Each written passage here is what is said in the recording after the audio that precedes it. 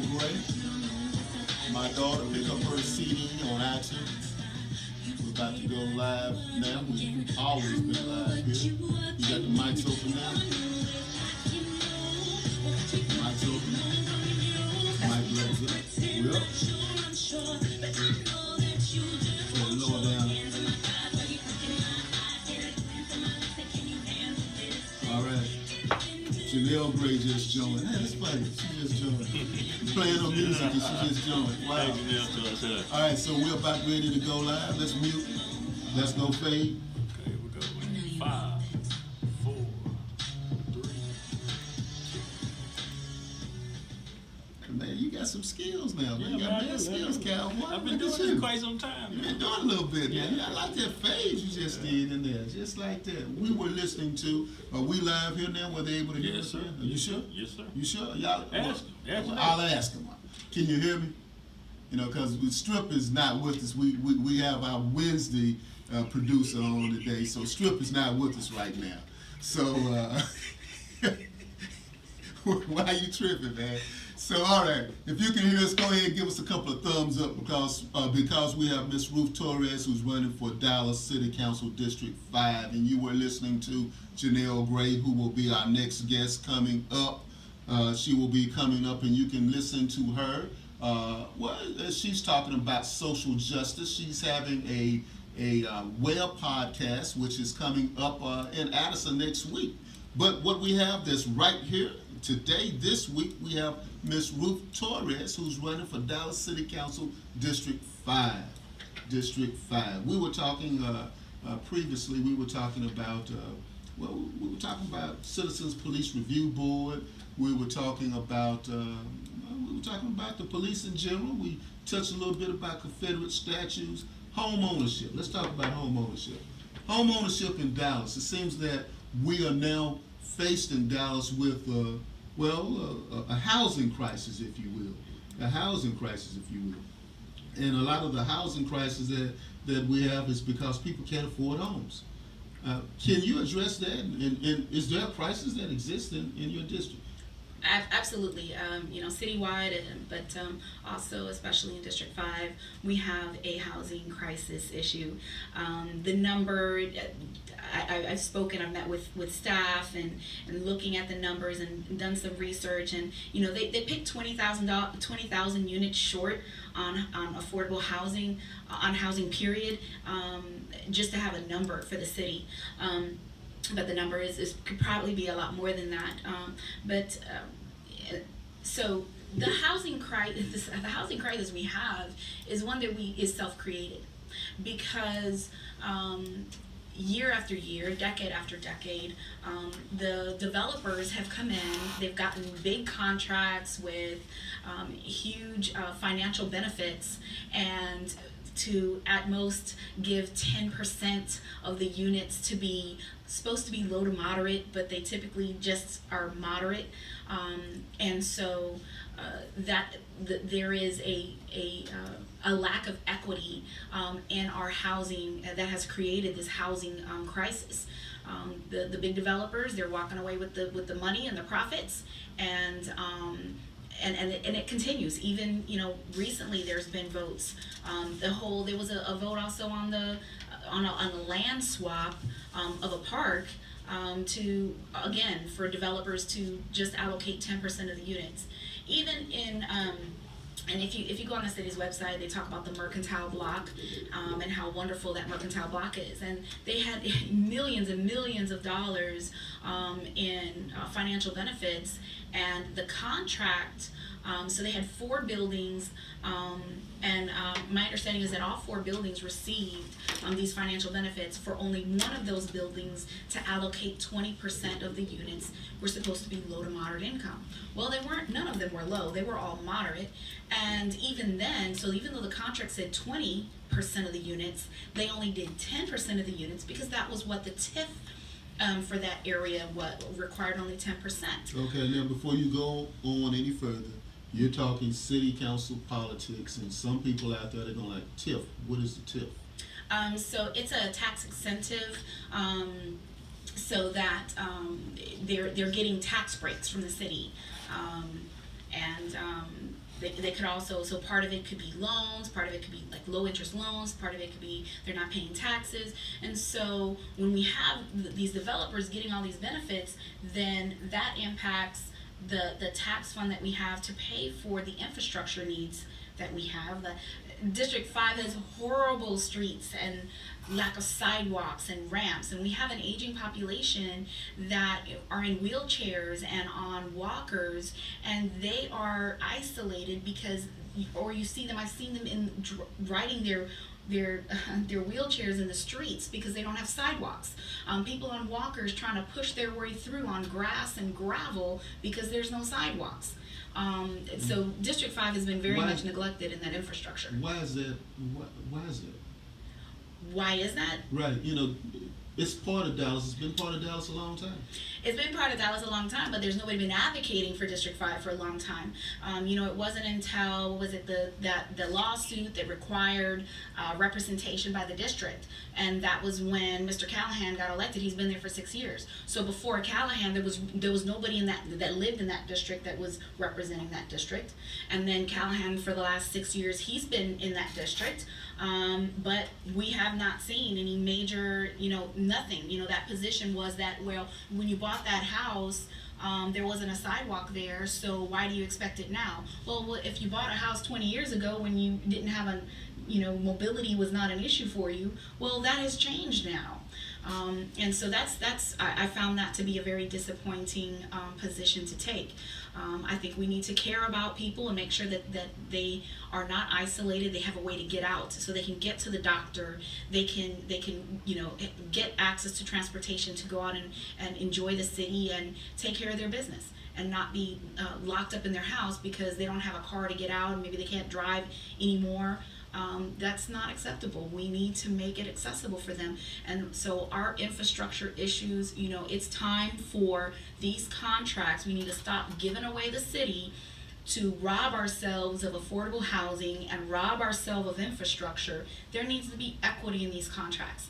I'm a businesswoman. I care about growing business. I do, but it needs to occur from a balanced standpoint. Balanced standpoint. It appears that you're doing a lot of educating here today, which is not bad. It's not bad.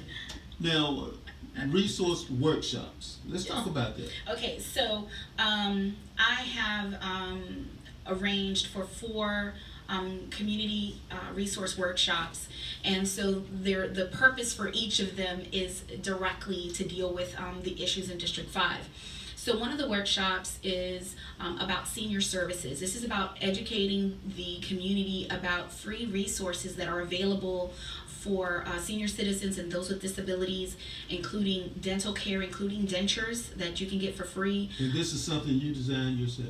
Well, I arranged it. These things it. exist. These Okay. things have existed. These programs have been out there, but I think that what I found was that there were very few people that were aware of it and therefore didn't utilize it. So these are things have been in existence. Anybody could have arranged it, but just didn't. So I did. The Senior Services is a City of Dallas project that provides funding, like I said, for free dental services, including dentures, transportation services, assistance with utility payments, home repairs, whether you need a ramp to get out of your home, or whether it's you need roof, foundation, plumbing, electrical, all those types of things. Now, that program is currently frozen. It will open again probably in the later quarter of the year, in October or sometime, because one of the reasons was that they only had 3 vendors that were approved to do this work. So people were waiting a really long time to get this work done. And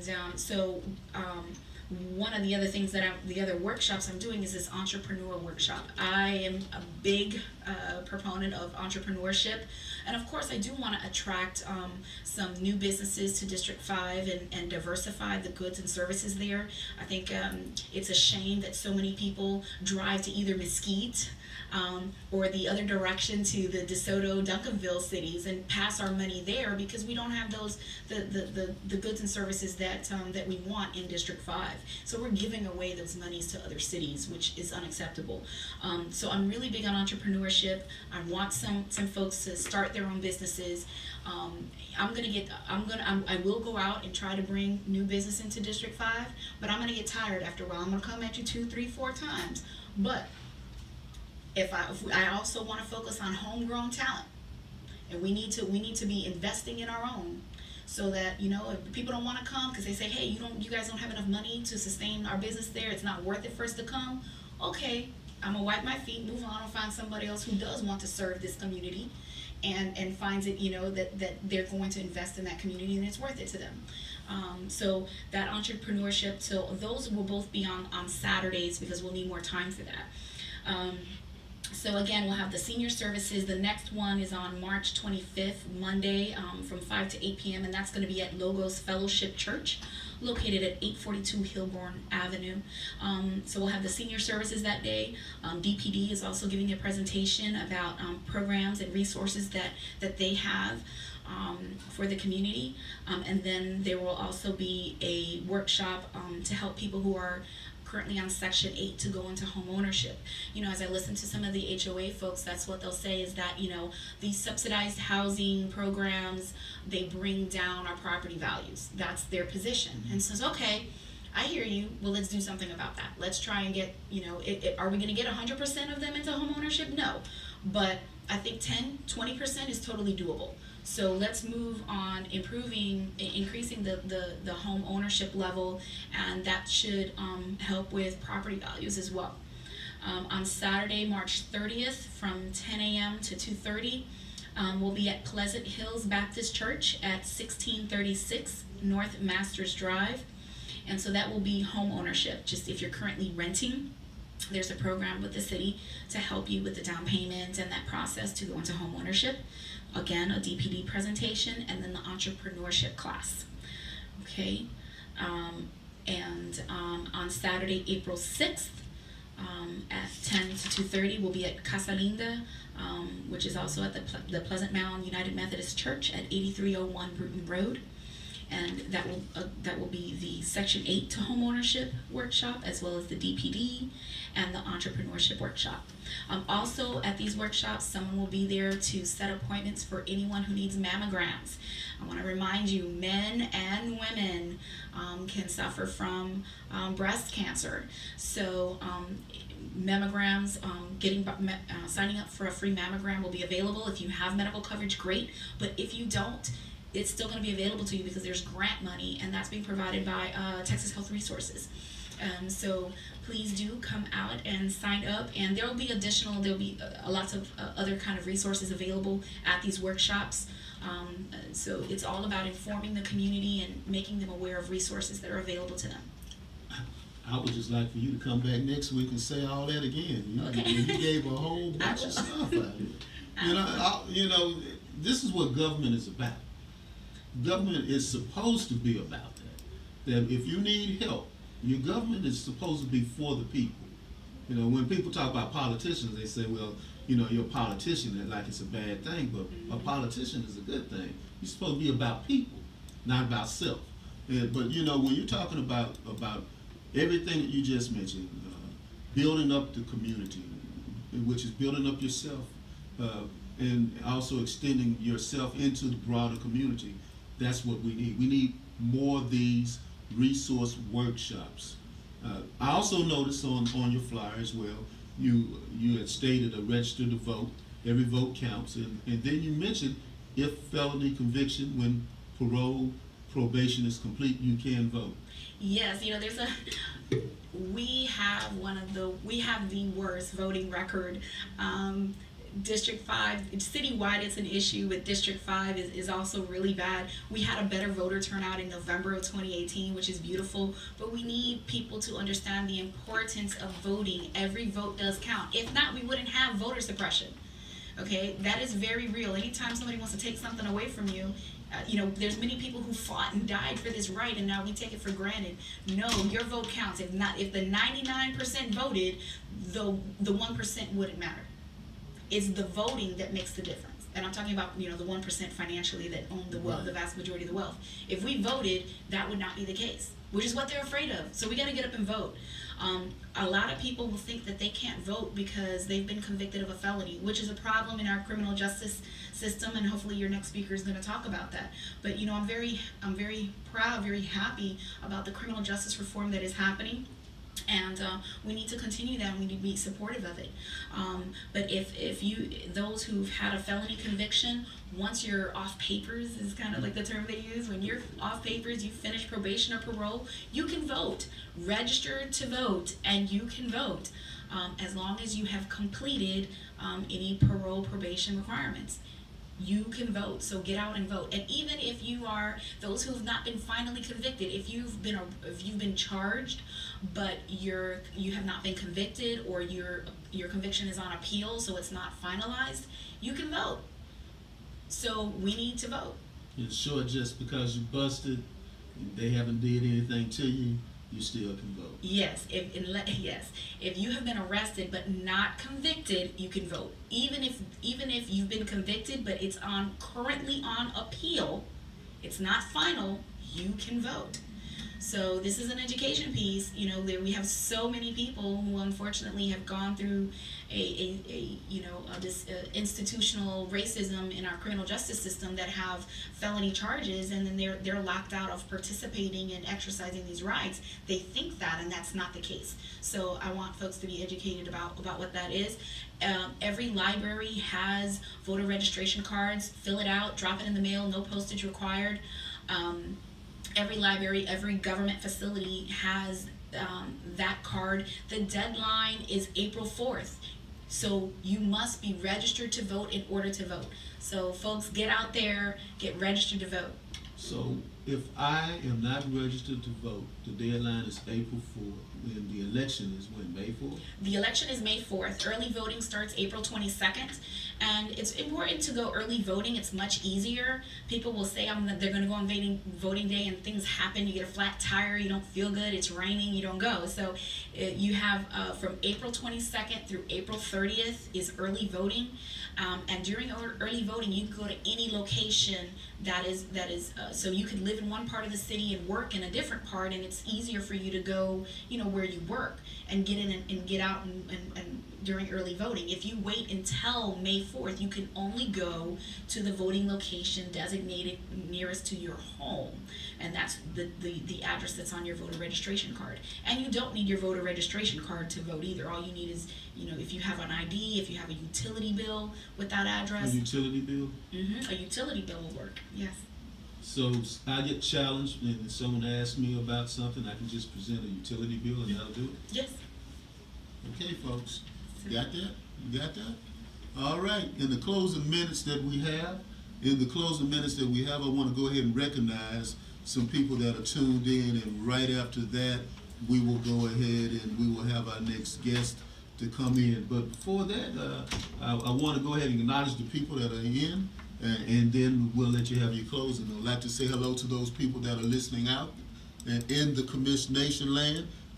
Stay tuned, if you will, to YouTube, Ed Gray 1906, and Twitter, Ed Gray 1906.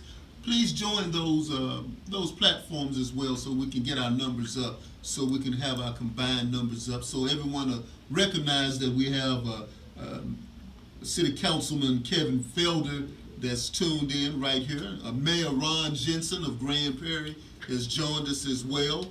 Judge Ken Moberg has joined us as well. And we have the Sherry Fluellen.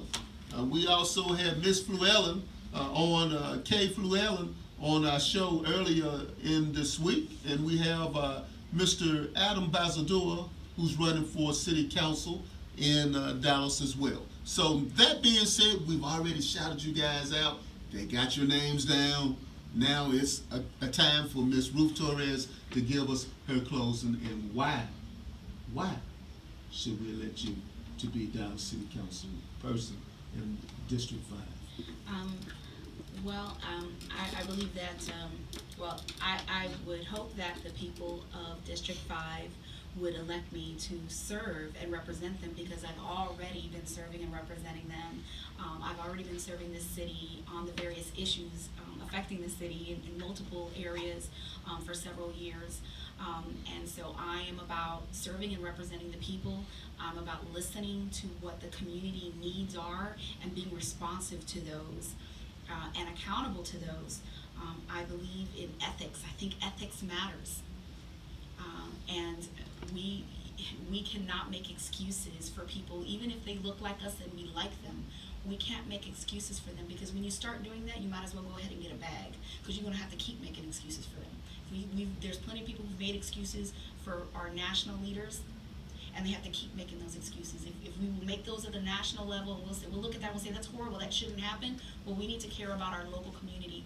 We care about the things that we can directly affect, and elect leaders who are ethical and will represent the interests of the people. And so that's why. So I am involved. I have the capability, and I have the commitment to these issues that are affecting people. And so my name is Ruth Torres, and please elect me to serve District 5 and all of its residents with truth, vision, and results. All right, you heard it here first here on the Commish Radio Show.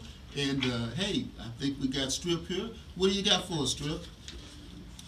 Well, before we go into some music, I want to go ahead and play this liner for you all. All right. Hi, I'm Ruth Torres, and I'm seeking the honor to represent the people of District 5 with Dallas City Council. I'm a single mom and a businesswoman that will fight for District 5's improved safety, our fair share of economic development, and quality of life. Thank you for listening right now to The Commish. That's hot off the press right here. Hi, I'm Ruth Torres, and I'm seeking the honor to represent the people of District 5 with Dallas City Council. I'm a single mom and a businesswoman that will fight for District 5's improved safety, our fair share of economic development, and quality.